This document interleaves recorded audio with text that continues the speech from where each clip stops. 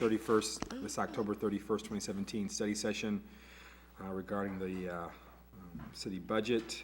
If you have a cell phone, I'd ask that you place it on silent, and I call this meeting to order and ask Clerk Domingo for roll call. Councilmember Barnes, Reed, Brown, Here. Lawler, Spicer, Here. French, Here. and Mayor Brown. Here. Are there any public comments on the agenda this evening? If there are, I ask that you would limit your comments to 3 minutes, no more than 3 minutes, and observe proper decorum. Is there any public comment this evening on the agenda? Okay. Seeing none, we will move forward for the items for individual discussion and solid waste fund. So Mayor and Council, today this is the second of your budget discussions and study session, and we have Finance Director Tom Mead to go over each of the items. The categories that will be discussed today will be solid waste, sewer fund, water fund, equipment pool, DDA, which is the Downtown Development Authority, Community Development Block Grant, drug law enforcement, and public safety commission fund. Good evening. Good evening. Good evening. I guess we'll start. I think everybody's should be in, or their packet should be in the order that Dr. Mitchell presented or named them off there. So we'll get started with the solid waste fund. And there's actually not a well, there's probably of any of them. This might have a little more discussion than any of the others, but. So good one to start with, I guess. First thing I'm going to bring your attention to, though, is a little error here. So I guess I looked at this thing, I thought, great, right on the front page, about 5 lines down, I had to make an error. So I guess, like my dad used to say on a new vehicle, it's best to get that first dent in right away, then you don't got to worry about it after that. So we got our first dent. If you go down to line 226000, 441 and go to the far right hand column 18. I don't know why I overlooked putting anything in for the reimbursement we get from the state for that personal property tax reform. So anyway, I'm gonna guess, and that's one that you never really know until you get it, but I'm gonna guess it'd be about 15,000. So if we put that in there, then our $206,400 revenue figure would go up to 221,400. So there, we got that first error out of the way, I guess. Tom, Yep. is that the local? I'm sorry. No. Oh. Councilmember Spicer. Was that the local community stabilization? Correct, yep. And actually, I mentioned this when we got on the general fund. There's actually 2 lines for that. Two lines down, 573, it's there again, and that's because when they first started this in 15, the state said put it into line 573, so we did. Then about halfway through 16, the state decided, well, you know, it'd probably be better if it was up closer to property taxes, which are 402. So the state then said put it into 441. So that's why there's 2 lines, and not to point the finger, but I think that's kind of what maybe threw me off, is the fact that we had to switch and there wasn't any history in 441, and I don't know, for whatever reason I missed it, but And so, Yeah, Councilmember Spicer. sure. Tom, you wanted the 15,000 go in what category? Was it 18, 2018? Yep. At the first one, correct? either one. Okay. Probably I put it in the far right. So Councilmember Brown. Thank you, Mayor. That was my question, which column? Okay. Is the 2018 requested budget is what the? I would put it in the manager. What we do is the requested is generally when all the department heads submit what they would like to see back to us. There's generally not much change other than in general fund. But what we do then after we go through is move those numbers into the manager recommended, after, meaning that the manager has had a chance to look them over and agree with those numbers, so that's what she's recommending to you, the council, for 2018. Councilmember Brown. Thank you, Mayor. And then the 573 line, is that just cross that out, or? Well, it'll eventually drop off, but there's history there in Right. columns. So as long as that history shows, it'll keep printing off on the report. But once we get into the future, it will drop off. Thank you. Yep, Councilmember Spicer. One more question. sure. Sorry. No, you're fine. Well, realize this is trying to get an understanding here. Thank you, Tom, for your patience with me. No But problem. the local community stabilization share means what exactly?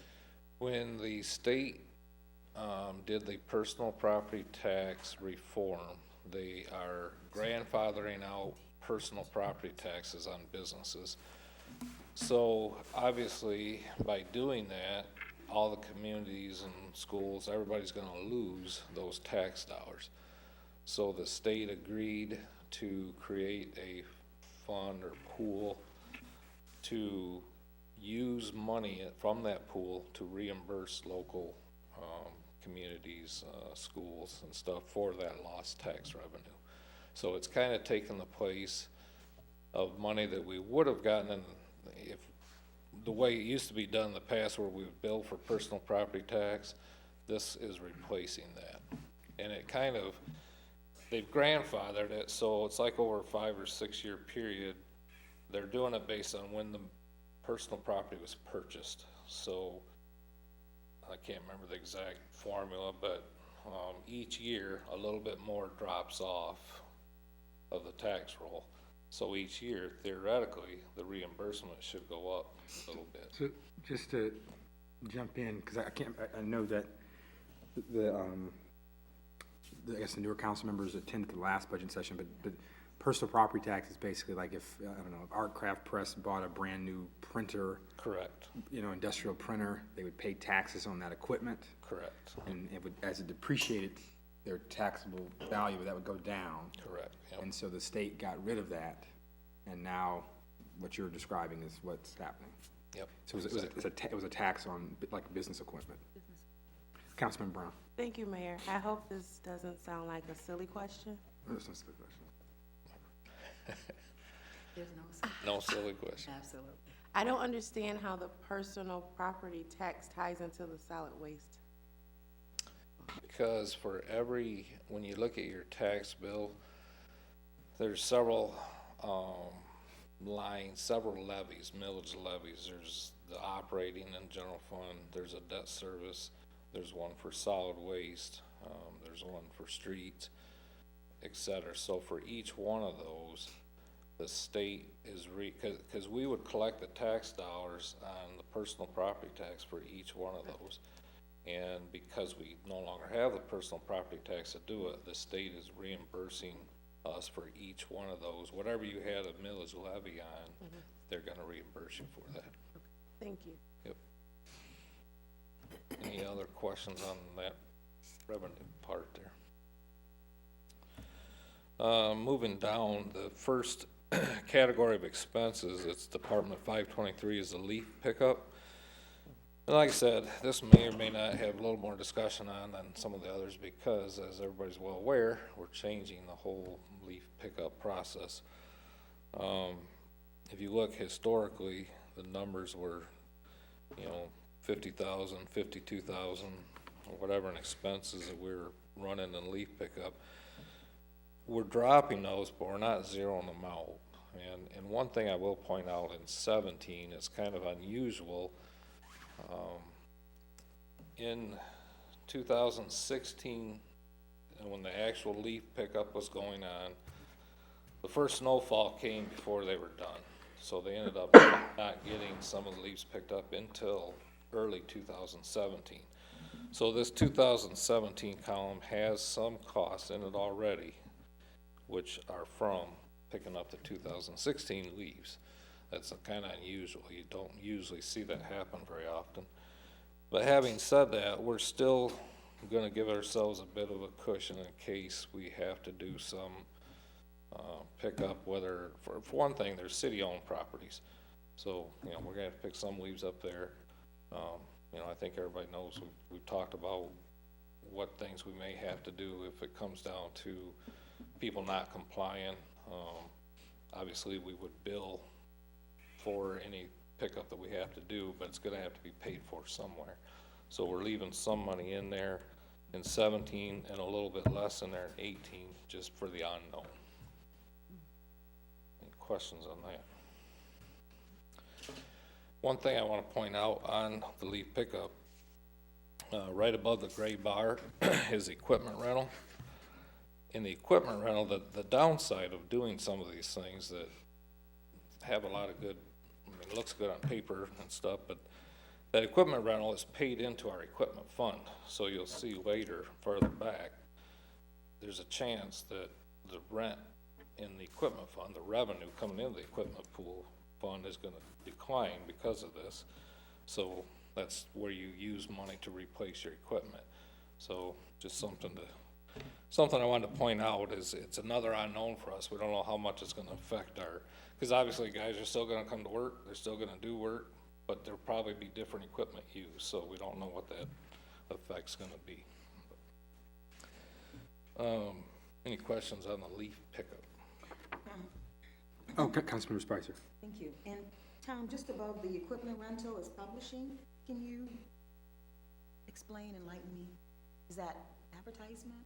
Advertising or what? That was primarily when they would send the notification out to everybody about when they were going, you know how it used to be on a schedule and they'd go around the city and be in the different sections of the city at different times, and that was the publication, let people know the schedule of when they were going around. Thank you. Yep. And I think going forward this year, we've already incurred some expenses trying to let people know or remind them that we're no longer doing that and that they're, you know, we're using Granger. So we've got some money in there for that. Anything else on that one? Down below that, towards the bottom quarter of the page, I guess, is tree trimming. Everything's pretty much status quo in there except for, I think because the conversations we've had, because this whole pickup thing is new, we've had the idea of keeping the tree dump open the whole month of November for people to bring in leaves. Hopefully that'll go smoothly where they don't have to be, it doesn't have to be attended all the time. But if for some reason we do, like if people get to dumping trash or whatever in there and we have to man it, then we did bump up the expenses some in there for, in case you gotta put people in there to kind of man it to make sure we're not getting trashed and everything else in there. And that's, if you flip the page 2.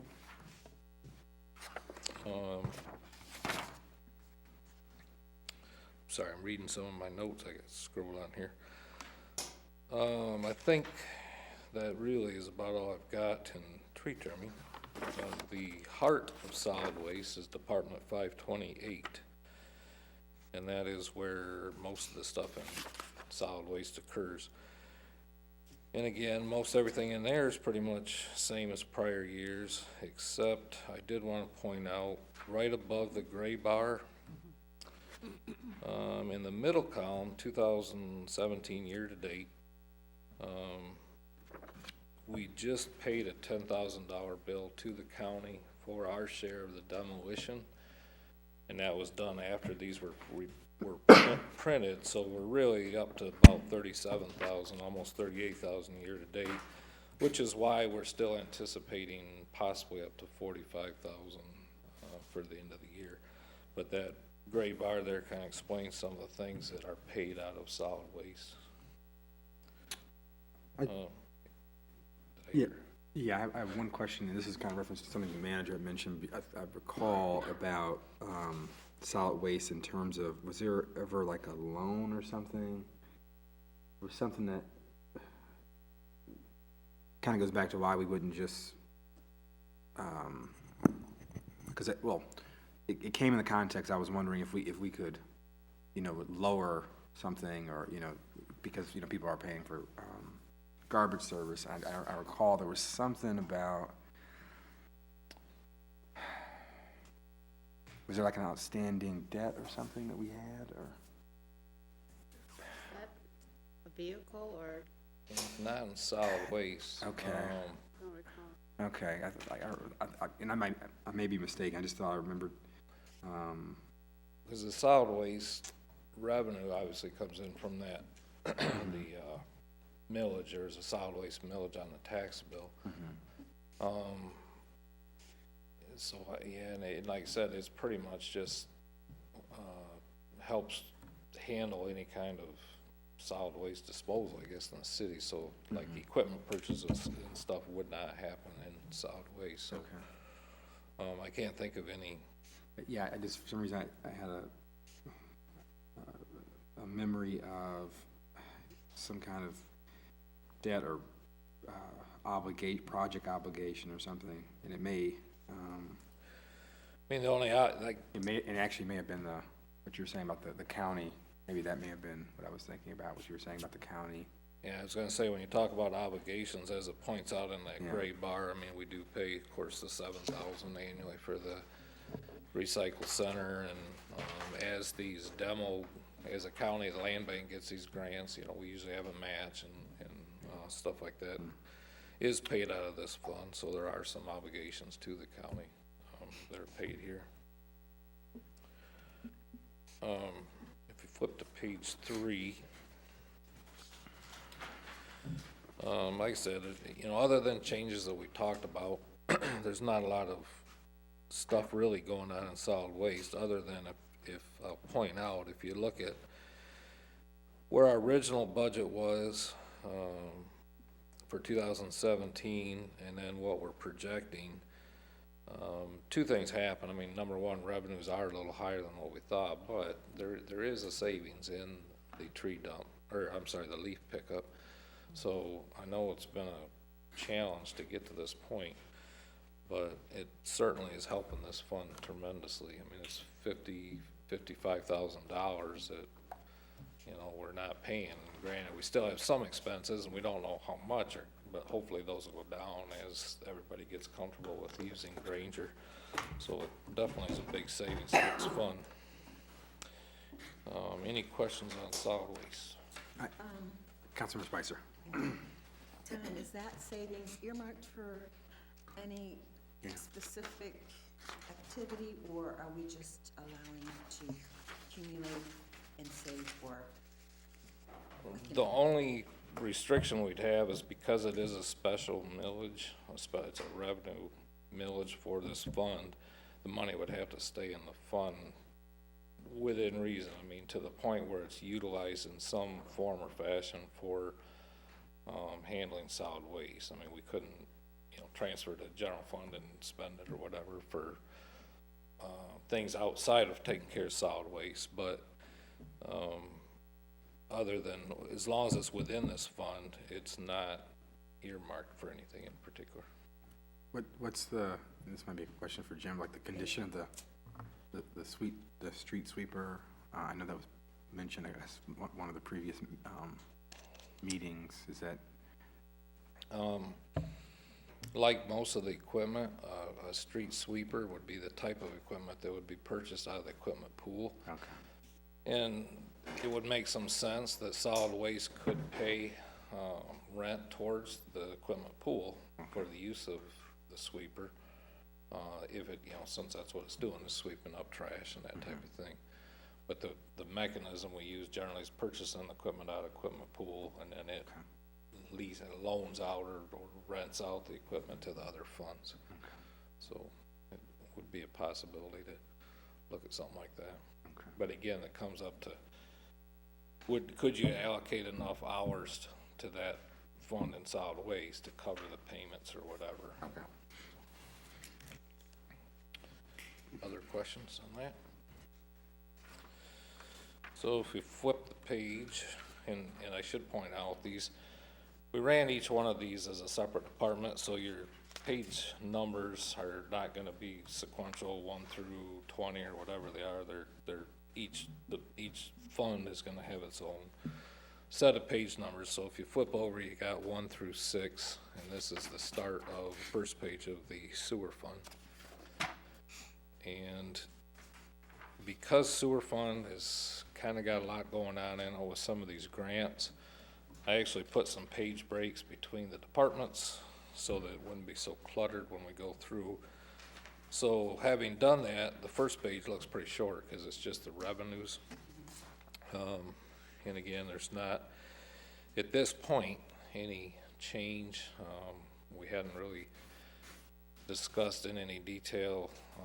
We know we got to increase rates at some time. I mean, it's evident, there's a lot of infrastructure that needs repaired, but we haven't really, until we get the SAW grant results back, we haven't really built anything into here. We're just kind of trying to go by historical data on where we think we might end up, but, so really there's no big changes in revenues.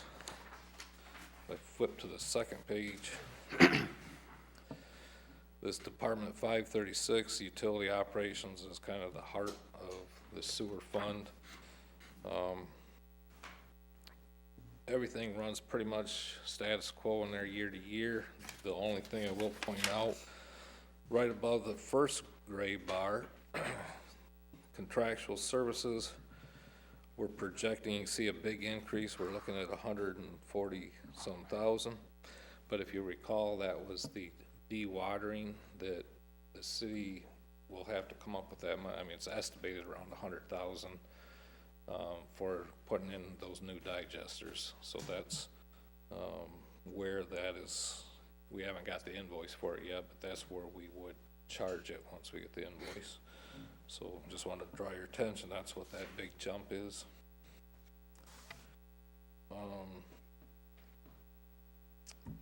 Other than that, there's not much on this page that is changing. Question? Councilmember French. Thank you.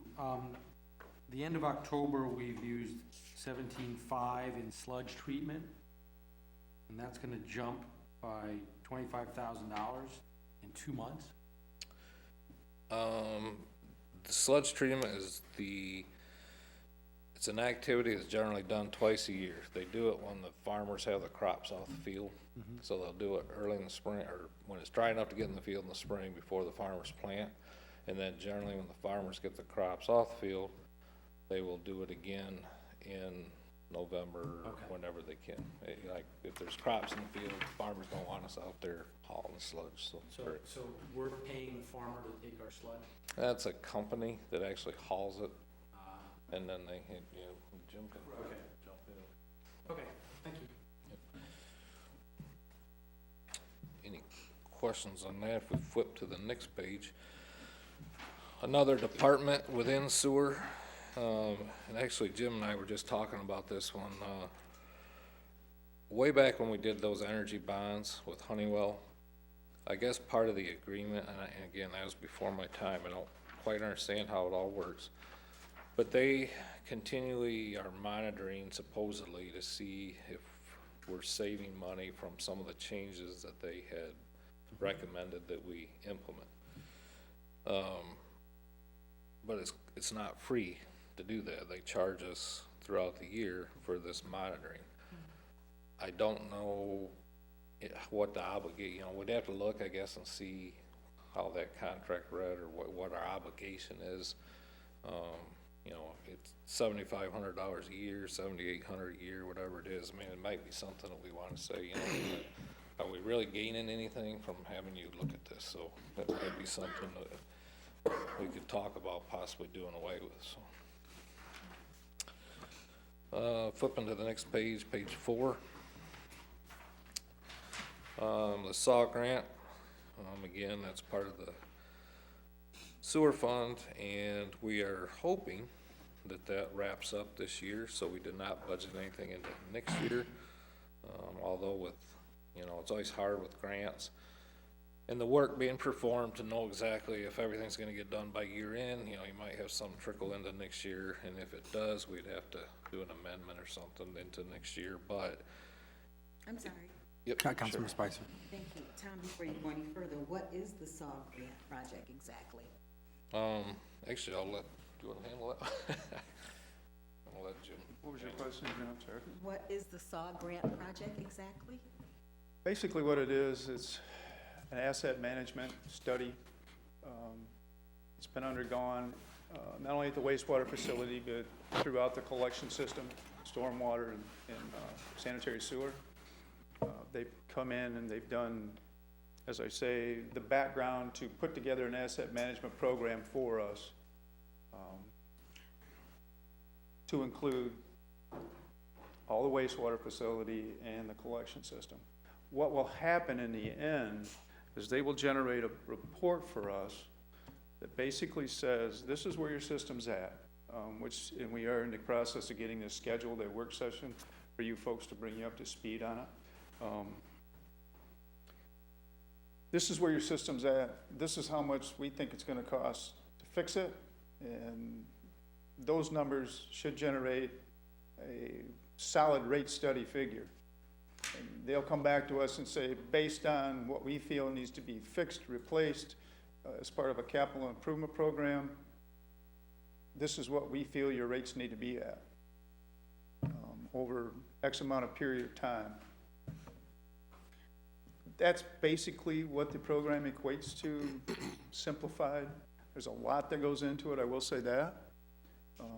But there again, as I say, we are going to have the people from Fleece and Vandenbrink come in a work session and bring everybody up to speed so that everybody has a good understanding of what's really been done and what it really means. So, And do you anticipate that happening, after the first of the year? I'm sorry? Do you anticipate that happening, bringing us up to speed after the first of the year? I think we were looking at before, This year? Before that? Okay. yeah, Maybe. in November potentially, Perfect. so. Better. Even better, great.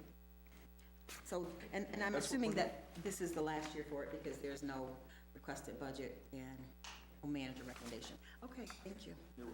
Thanks. Yeah, that's been going on a few years, and you're right. I see that. We're hoping it ends this year. Like I said, it could trickle into next year, but one thing I will add too, that we did get out of this as part of that grant was they did pay for a GIS system, a mapping system for the city, which is, you know, we're still working on getting it up to speed, but it's gonna be huge asset for the city in terms of mapping all the sewer lines, water lines.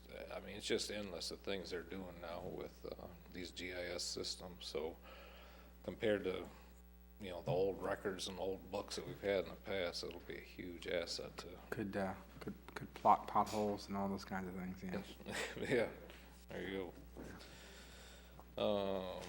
If there's no more questions on that one, flipping over to page 5.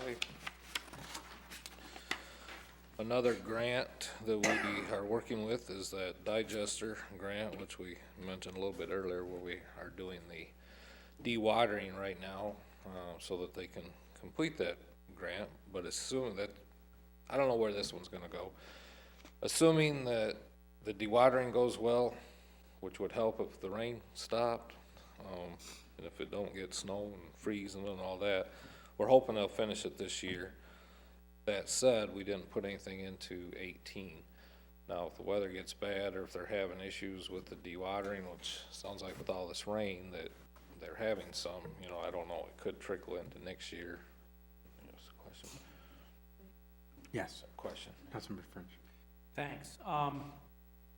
So if we have to take any of these things into next year, it just means the grant money follows, right? This Yep, is not additional exactly. cost to us as a city, this is all coming from a grant. Exactly. And what I would The point. numbers will all zero out at the end. Absolutely, and yeah, if you look, that's kind of what the goal is, other than any of the out-of-pocket things that we've had to come up with. We're trying to match exactly the grant money, the grant income and the expense in the same year, so everything zeroes out. Now, having said that, the second, I guess, dent in the vehicle, if you will, on this particular one, I'm not exactly sure. Early on, we knew the grant did not, it covered replacing one pump. And we talked, I know we come back to the council and talked about going ahead and doing a second pump, but they said it's fine, but, you know, it's out of your pocket. And that was approximately 85,000. So I'm not sure exactly, I put that in when we did the original budget, so we had a $950,000 grant. We put in 85,000 for the second pump to get us at $1,035,000. Well, in reality, that pump really can be capitalized with enterprise funds like this. When you purchase a lot of equipment, you capitalize it, so really it doesn't need to be reflected here. So in the projected column, that's why there's only 950,000 in the projected instead of the $1,035,000.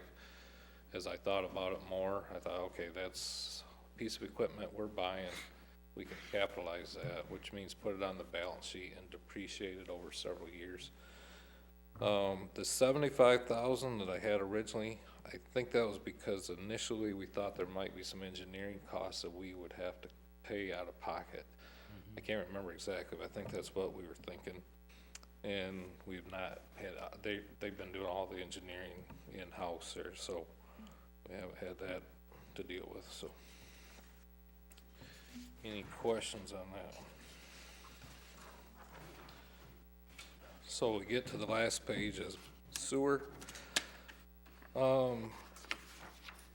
This is where we've said for a while, we know our rates gotta go up. For a while, sewer was, we'd raised rates a few years back, and it was kinda, actually for a couple of years in a row, and it was kinda holding its own. But we've hit the point now, if you look at 17 projected and 2018, what we're estimating, we're talking 360, 330 some $1,000 losses. It's not quite as bad as it looks, because with enterprise funds, as I mentioned earlier, when you buy equipment, you can capitalize it and depreciate over several years. So to get to that negative figure, we have a lot of depreciation expense, which is a non-cash expense in here. The problem is the depreciation's only running about 245,000. So if you took that out, we're still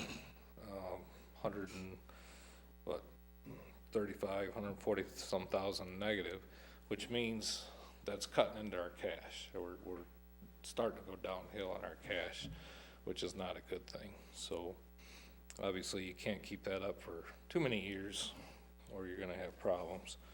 And I think, as Jim pointed out, when they come back to us with their, as part of the SAW grant, they'll do the rate study for us. That'll give us some really good, solid numbers on where they think we should be with equipment replacement and rates and all that kind of stuff, and that'll give us some guidance on trying to set those rates going forward, so. Yep. Councilman French? Are sewer rates going to be impacted by our water tower proposal, right? We talked about raising our water rates in order to be compliant to get the grant to pay for our new water tower. Does that correspond, since we have water going into a house and then water coming out, we get billed twice, right? We get a bill for the water use, but also the bill for the water being treated. Right. So are we gonna be, will the rate increase for the water tower have a corresponding rate increase in the sewer bill? Or will the increase in the sewer bill be to deal with stuff more directly in the sewer? Right, the latter, yes. Cause the rates, remember, the rates for water, rates for sewer are totally separate. Right. And they're whatever you guys set.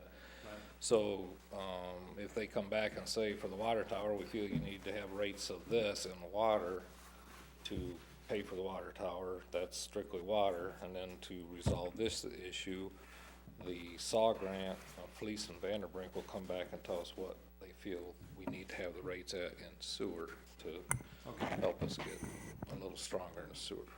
Thank you, Tom. All right, Water. moving on to water. Water doesn't have quite as many departments, so it's just kind of all thrown together here, all under one.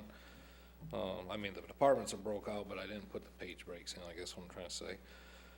So up the top, the 000s again are our revenues. Again, no big changes in revenues, no rate increases or anything factored in, so pretty much status quo from prior years. Same with the expenses, down below, there's nothing that's a significant change from any of the prior years. So we're, sorry, Sorry, Councilman French. so we're not raising our rates, you've not budgeted for that rate increase yet? We have not budgeted anything in yet until, we, number one, would like to hear from Police and Brink on the sewer side. And then at some point, if, you know, with the water tower or whatever, if they're telling us that we need to raise rates or whatever, we'd obviously bring that back to you guys. We have not put anything in here at this point for rates.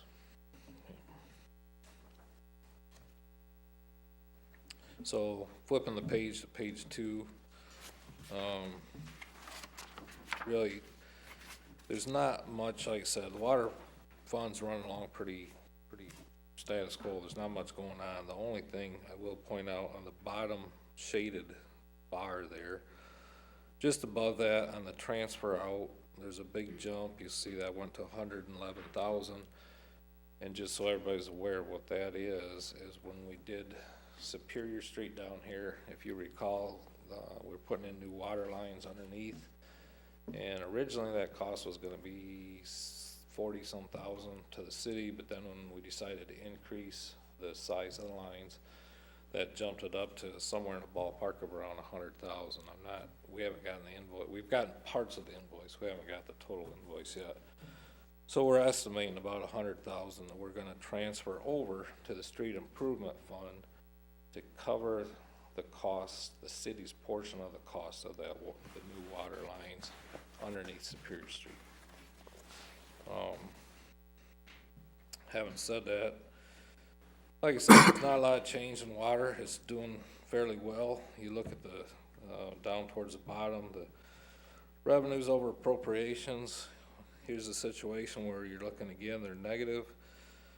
Even with that $100,000 transfer for 17, we're projecting about $170,000 shortfall. And for 18, we're looking at 91. But remember, there's that depreciation number, and if you go back up, it's the bottom of it's at 212,000, line 591,536,968. 212,000 is depreciation or a non-cash expense. So if you back that out, we're actually positive. So water fund's doing well. Cash is building up at this point. So. Not by leaps and bounds, but it is building up. Next page is equipment pool. And this is, what is it, 3 lines down where it says equipment rent. Just to point out, we did lower equipment rent for 17 and 18. And again, that's primarily due to the leaf pickup. There was $20-some thousand in leaf pickup that was getting paid to the equipment pool, and if that goes away, and again, we really don't know. I mean, the guys are still going to come to work, still going to do stuff. It just, you know, for the leaf pickup, they're using the big plow trucks or dump trucks and loader and big equipment. So there's a lot of equipment rental being paid to the equipment fund. If they're coming in and doing different types of work where maybe they're using leaf blowers or, you know, whatever, obviously there's not going to be pickup trucks or whatever, there's not going to be as much rent revenue coming into the equipment pool. So it's something we're going to have to watch. The equipment pool's kind of been just hanging on, hasn't really grown a lot, hasn't really shrunk a lot. It's just kind of running along status quo. So we're going to have to kind of keep an eye on that and see how much that impacts the revenue for equipment fund. But everything else in equipment fund is pretty much status quo. And I think, like I had pointed out earlier, this is a fund where we purchase the equipment and then it's rented out, so to speak, to streets and solid waste or parks or whoever. So That's kinda how that fund works. And if you look towards the bottom, the depreciation in here's been running about 49,000. So when you go to the bottom of page 2 and see that we're showing a, $16,900 shortfall this year and maybe $44,000 next year, again, you take the depreciation out and we're still positive in our cash flow. Not by a lot in 18. Questions on equipment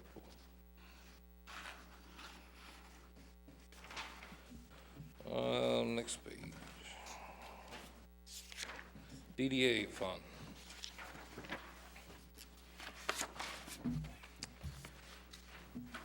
For some of the new council members that weren't here back, obviously DDA used to be a lot bigger.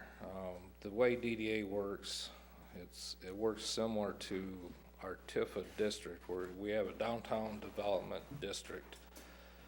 And the way it works is when the district is established, they take a look at all the taxable value of all the property in that district. And the idea is if the district does things to improve the district, to monitor, to keep it attractive, and if business owners, improve their storefronts or whatever, and the value appreciates, the district, the DDA district, gets to keep the taxes, or capture, as they would call it, the difference between what that base value was and the appreciated value, over time. So as your parcels appreciate in value, the more they appreciate, the more they get to capture. The flip side is, if the economy turns bad and the market drops on the value of real estate, you can get into negative capture. You can get where your taxable value today could be lower than what it was when you established that base. And the problem is that's where we're at right now in the downtown district. So because of that, there's been no capture for the last, 3, 4, or 5 years. So the only revenue that they're really getting to speak of right now is the reimbursement from the state. Kind of like the local, what's that called? The local stability reimbursement that we get on personal property. The state realized that there was going to be a similar issue with TIFAs and DDAs, so they had to come up with some kind of mechanism to try to reimburse communities that had TIFAs and DDAs that were going to lose money on personal property. So there's also a reimbursement from the state now to these districts. In the last few years, that's the only revenue that TIFA has had. So, like I said, not a lot goes on in that fund because there isn't much revenue coming into it.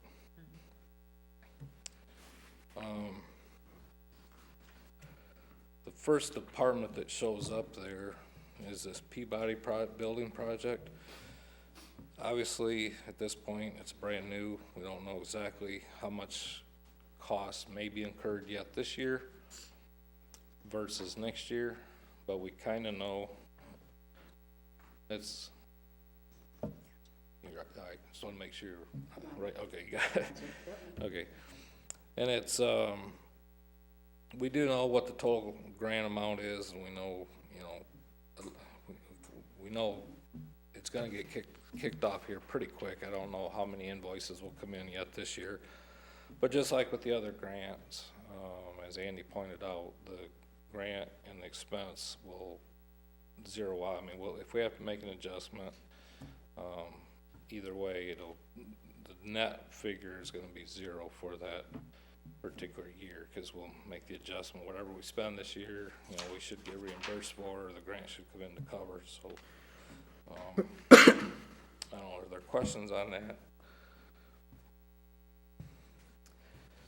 Going down towards the bottom third of the page, 730. Sorry about that. Councilmember Lawler? Yep. So, thank you, Mayor. We don't anticipate, like, any of the buildings, empty buildings or anything like that being, having something in them or something like that? as far as Well, Downtown? The issue is right now, to get some of the business to come in to town, like the hotel or the Peabody or whatever, you usually have to give an incentive, or like in the case of the hotel, DDA made an agreement with what they call it. The hotel's actually going to be a brownfield property, so they've actually made an agreement with the DDA where the brownfield will actually get to keep the capture on that particular building Right. for a number of years, and the similar thing will happen with the Peabody building. So sometimes as you get a lot of investment, or if something big does come in that significantly changes some of the buildings, it doesn't necessarily guarantee DDA will capture it, because they may have to give that up for, you know, as an incentive for that business to come, if that answers your question. Well, I was basically talking about like a lot of the other empty buildings downtown. It's probably nothing we can, like the other empty buildings downtown, we Right. probably don't get that information it- if they gonna do something with it or anything like that. I think, I guess what Tom's saying, well, go ahead, I'm sorry. Well, I think, you know, if we don't know, I guess, put it this way, when we put these numbers together, we weren't aware of, or at least I wasn't anyway, of anything that may or may not come in. That I guess the thing you gotta remember too is the way the calculation is it can't really, it was kind of a crazy piece of legislation that the state did. You can't really look at one particular building or each individual parcel by itself. You have to look at the whole taxable value and the whole base of every property in the district. So if there are other properties that have depreciated enough to where they're pulling that negative down a ways, it sometimes takes quite a bit of new property to get past that negative, because it's kind of got to build it up for the entire district, not just for a per parcel basis. If that makes sense. I know it's confusing. So basically, you have a situation where if something's empty, well, like you start off with that baseline, let's say, okay, if the whole value of downtown is $1 million when they set the district, right? Right. And then over, I don't know, the decades, now everything's worth 500,000. Yep. And then the hotel comes in, but we've given a tax incentive, so that really doesn't raise, you know, the taxable value up. Or if it does,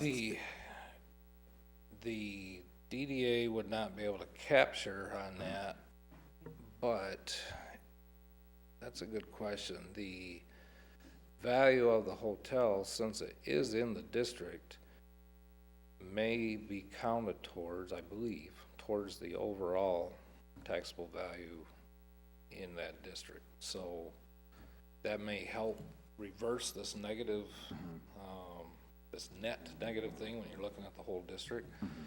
I don't know, I'd have to research that a little more, to be honest with you. Because that is a brownfield property too, I'm not sure how that would work.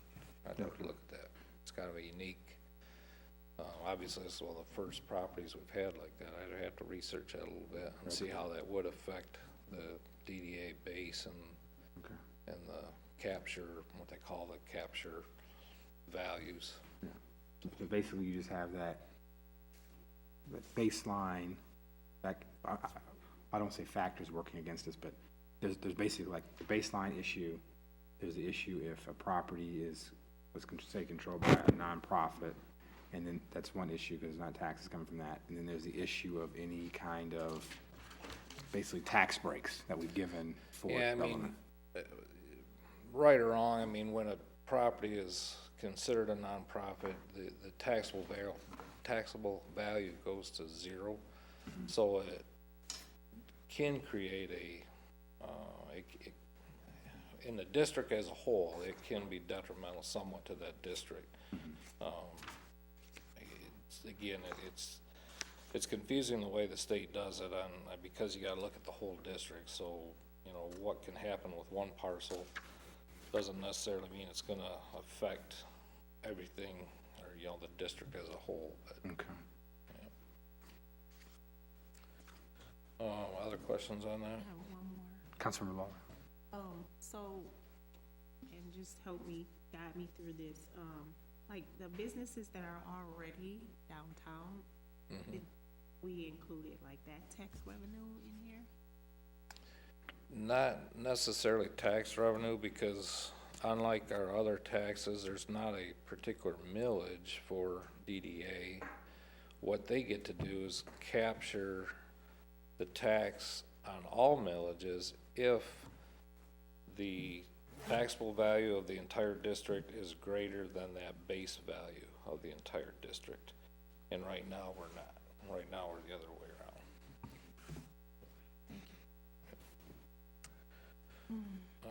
Let's see, I forgot kind of where we were here.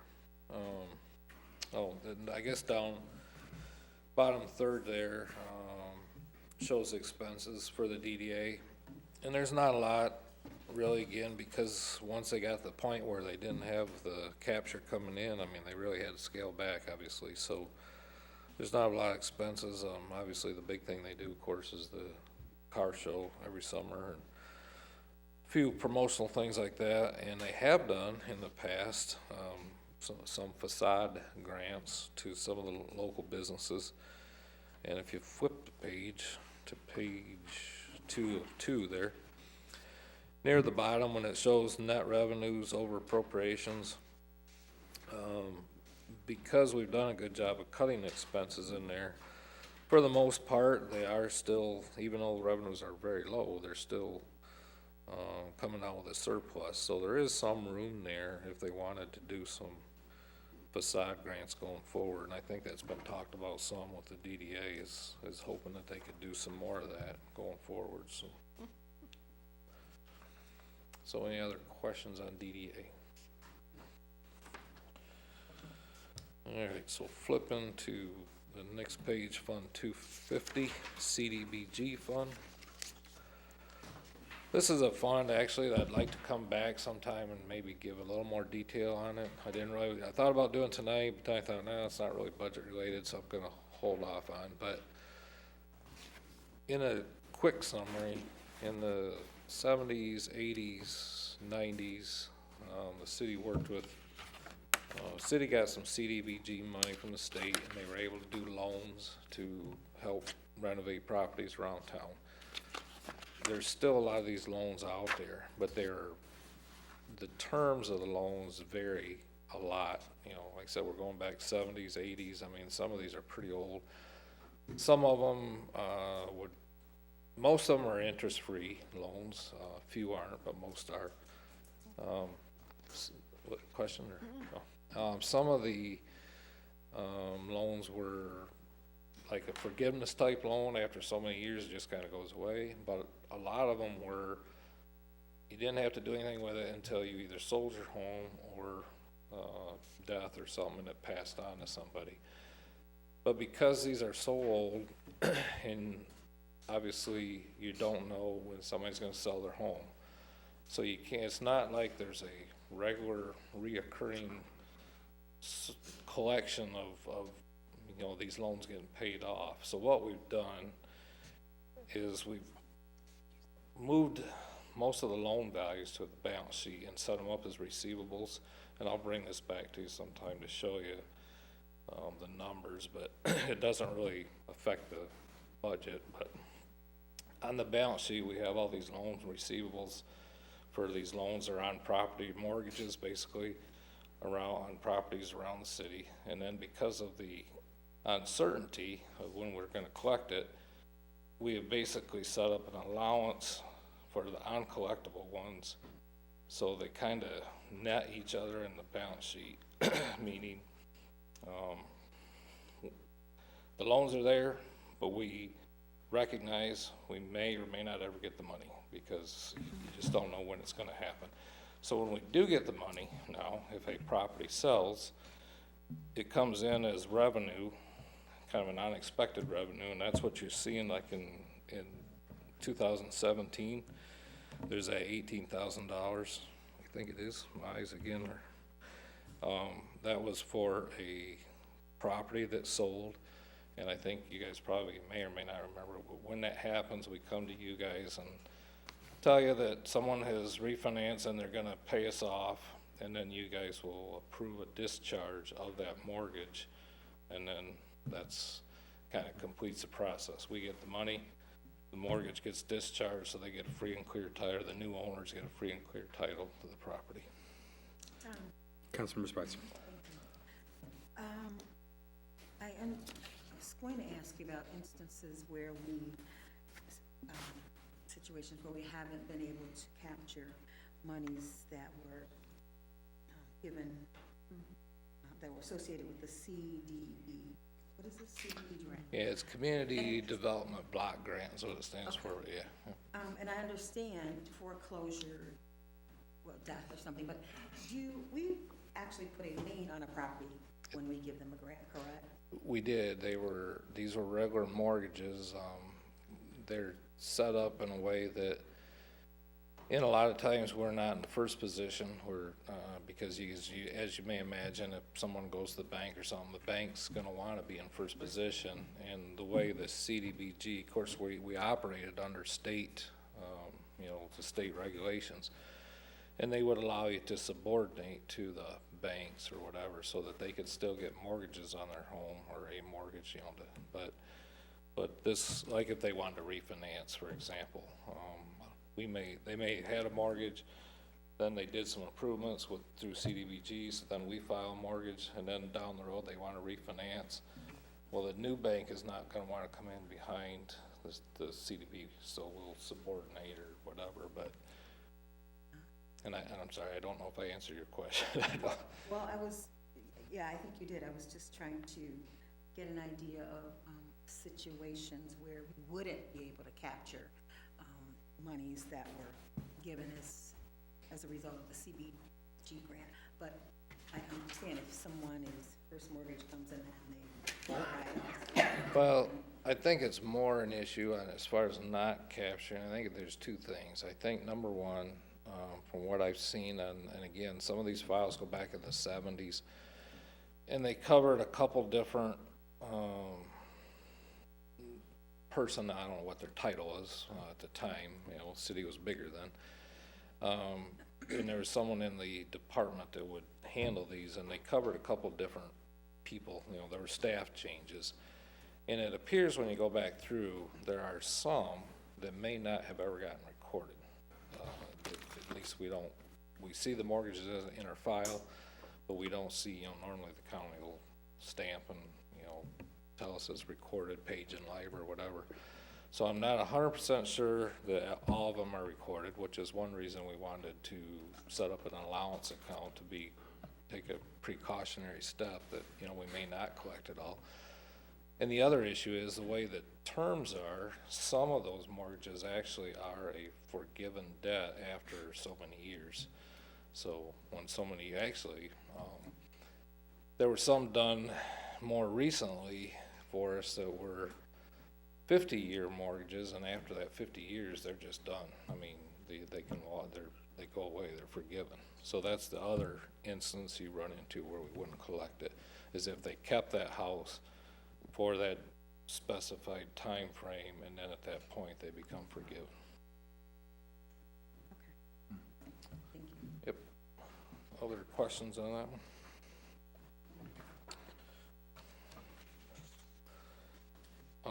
Drug law enforcement, Fund 265. This one's always kind of a hard one to go through because you never really, nothing's really consistent or reoccurring like a lot of the other funds, because it's just the nature of the fund. A lot of the revenue may come from, forfeiture money or something, and you never know when it's gonna come, you never know how much is gonna come, you never know how, the frequency of when it might come. So it's always kinda hard. I mean, it's one of them funds where when the money comes in, you got a hunk of money, it's kinda like a pot that sits there, and we've been very fortunate that we've had this fund to be able to draw off of to cover a lot of the expenses that normally public safety would have to cover. It covers a lot of anything that they're doing that they can help, justify that it's helping control drug or whatever, traffic, any of that kind of stuff. They're able to use this money to help cover a lot of those expenses. So it's been a huge help for the general fund because that's that much less the public safety has to pay. But like I said, it's unpredictable. You don't know when it's going to come in. Now, the only thing that is somewhat predictable is we do get some reimbursement from the government for Jason and some of the other, I don't know, Chief Kip could help me on some of this, on what exactly they have to do, but some of the costs they incur, including some of their time, is reimbursable. So there is a part of this that does come in each month as expense sheets are submitted to the feds, and then they reimburse us. So, but like I said, it's a tough one to know when the money's going to come in or how much, but when it's there, it's nice to have. It helps cover a lot of expenses in the city, but the public safety would generally have to have. But other than that, I mean, I don't. Councilmember French. Councilmember French, then Councilmember Spicer. So, County 802, we went from a $9,500 budget to activity at the $23,000 level. What did we pay? Contractual, yeah, I think that's our, are you talking 333,802? Is that what you're talking? Yeah, The difference from last year to this year? yeah. Most of that is shipping costs on the items we've been getting from the military. Okay. Is that also the equipment number going from 500 to 16,000? And a lot of that would be repairs to some of that, Yeah. those items that we got. Okay. And there's some that we haven't repaired because we don't have the money to repair them at this time, but. Yeah, you're taking your fund balance down by $30,000, so that's. And part of the reason we did that this year is that fund balance has been there for a while now. Oh, yeah. We do have a federal investigation that's going on that we are expecting quite a bit of money from. I just can't elaborate further on it at this time. And so I was willing to do that knowing that that is on its way. I just don't know exactly whether it'll be this year or next year, so. Yeah, okay, thank you. Okay, Councilmember Spicer. Thank you. Can you just basically tell me what the C substance purchase, I understand that the fee, the monies have gone down, but can you just tell me what that is? Controlled substance purchase? That's when we use informants to make buys on the street. So, Gotcha. yep. I thought that would have been under the informant Well, category, but the informant would be if somebody gives us information and we pay them for that information that we got. okay. So, Just wondered, thank you. Just wondering why. Good.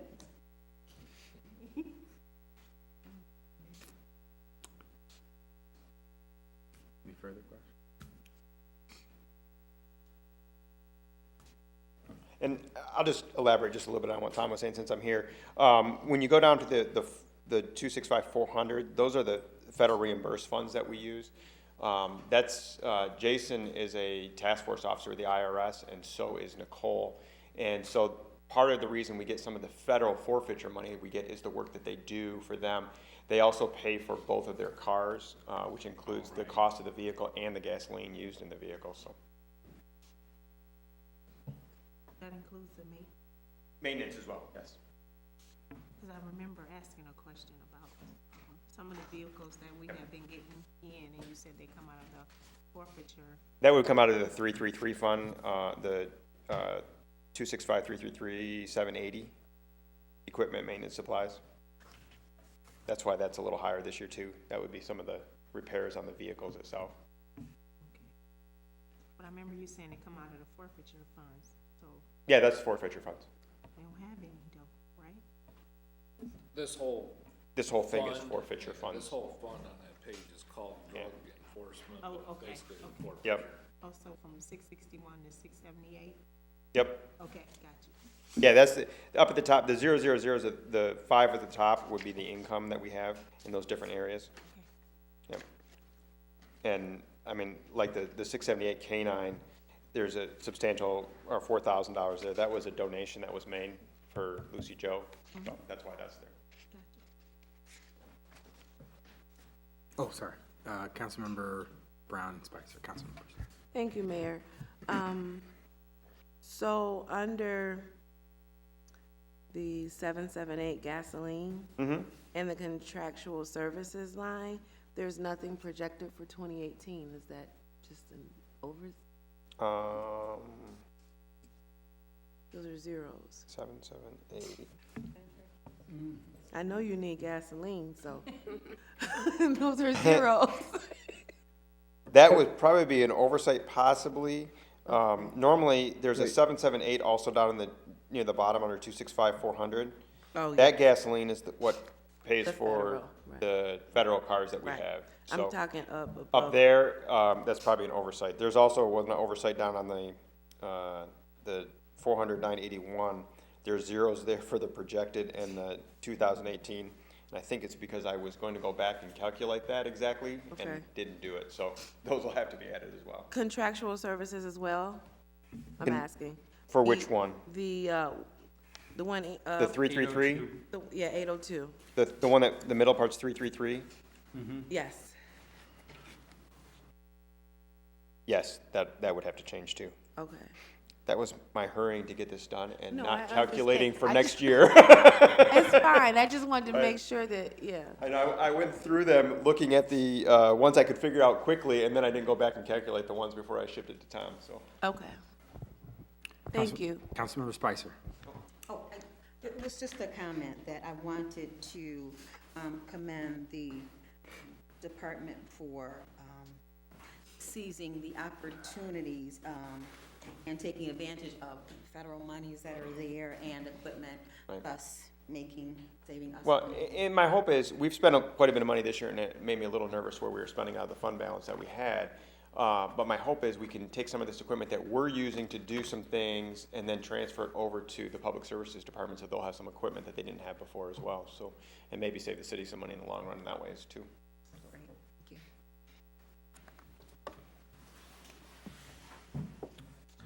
Other questions on that one? So flipping over to last page, actually. Public Safety Pension Trust.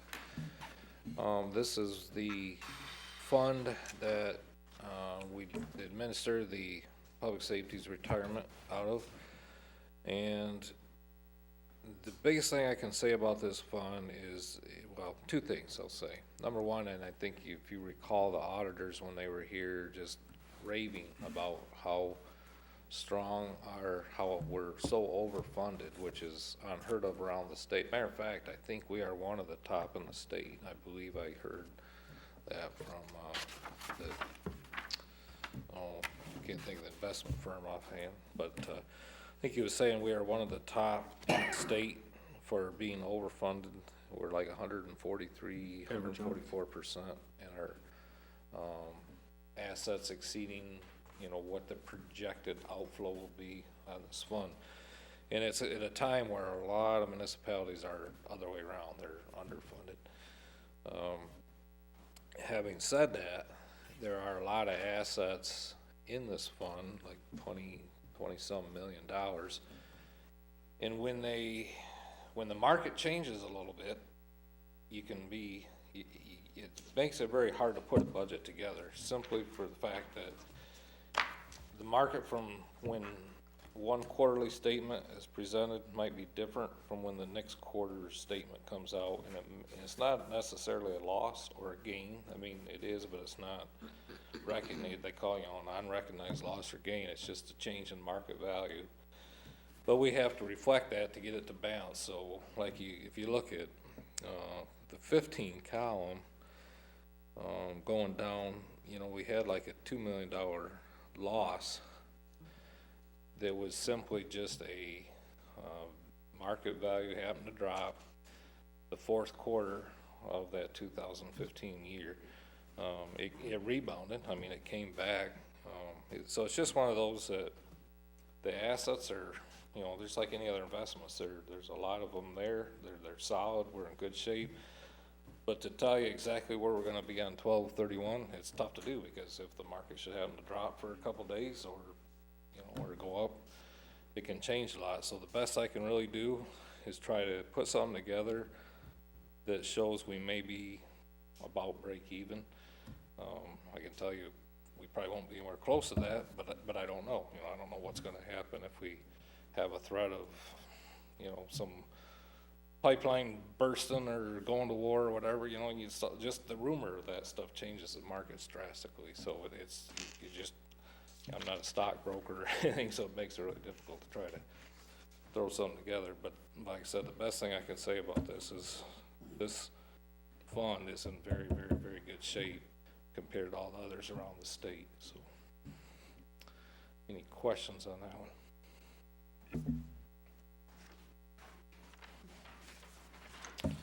If not, I think I'm done.